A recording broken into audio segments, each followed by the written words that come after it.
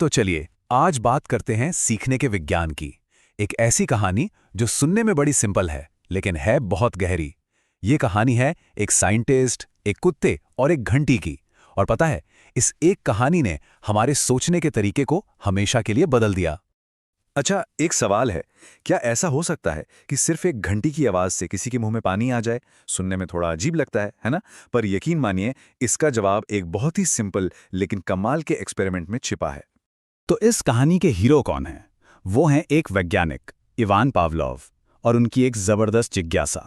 Pavlov के दिमाग में बस एक सीधा सा सवाल घूमता रहता था कि आखिर हम इंसान और जानवर सीखते कैसे हैं। बस इसी एक छोटे से सवाल ने एक बहुत बड़ी, एक क्रांतिकारी खोज की नींव रखी। तो अपनी इसी जिज्ञासा का जवाब पाने के लिए पावलोव ने एक बड़ा ही अनोखा एक्सपेरिमेंट डिजाइन किया। देखिए, ये एक्सपेरिमेंट 3 बहुत ही आसान स्टेप्स में था। पहला स्टेप एकदम नेचुरल रिफ्लेक्स, मतलब कुत्ते के सामने खाना रखा तो जाहिर है उसके मुंह में पानी आ गया। इसमें कोई नई बात नहीं थी। फिर आया दूसरा स्टेप, जिसे हम कह सकते हैं पेयरिंग या जोड़ना। अब पावलोव ने क्या किया, खाना देने से ठीक पहले वो एक घंटी बजाते थे, और ये उन्होंने एक बार नहीं कई कई बार किया। और फिर आया असली टेस्ट, तीसरा स्टेप। पावलोव ने सिर्फ घंटी बजाई, लेकिन इस बार सामने कोई खाना नहीं रखा। तो अब असली सवाल ये था कि बार बार बजने वाली इस घंटी का आखिर हुआ क्या? क्या इसका कोई असर हुआ? और यहीं से कहानी ने एक बहुत ही दिलचस्प मोड़ लिया। तो क्या लगता है, क्या हुआ होगा बिना खाने के सिर्फ घंटी की आवाज पर? क्या कुत्ते ने कोई रिएक्शन दिया होगा? रिजल्ट एकदम चौंकाने वाला था। सिर्फ घंटी की आवाज सुनकर कुत्ते के मुंह में पानी आ गया। जी हां, ठीक वैसे ही जैसे वो खाना देखकर करता था।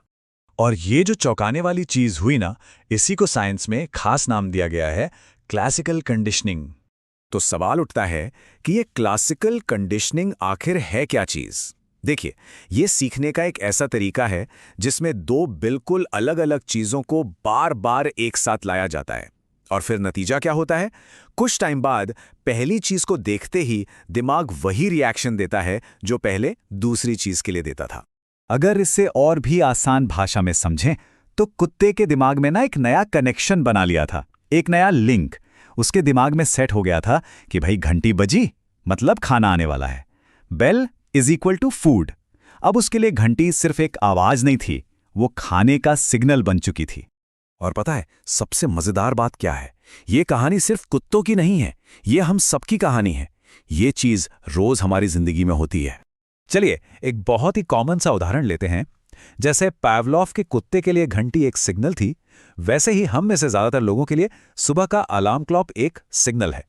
घंटी सुनकर कुत्ते का दिमाग उसे खाने के लिए तैयार करता था, और अलार्म की आवाज सुनकर हमारा दिमाग और शरीर जागने के लिए तैयार होने लगता है, चाहे हमारी नींद पूरी हुई हो या नहीं, है ना? ये भी तो एक सीखी हुई आदत ही है। तो पावलोव का ये एक्सपेरिमेंट सिर्फ एक कुत्ते के बारे में नहीं था, यह हमारी अपनी आदतों और सिग्नल के खेल के बारे में था। तो इस पूरी कहानी का निचोड़ क्या है?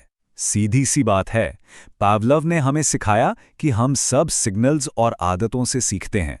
हमारे बहुत सारे एक्शंस जो हमें लगता है कि हम बस यूं ही कर रहे हैं, वो असल में किसी ना किसी सिग्नल का नतीजा होते हैं, एक सीखी हुई आदत। तो ये पूरी बात हमें एक बहुत ही दिलचस्प सवाल पर लाके छोड़ देती है।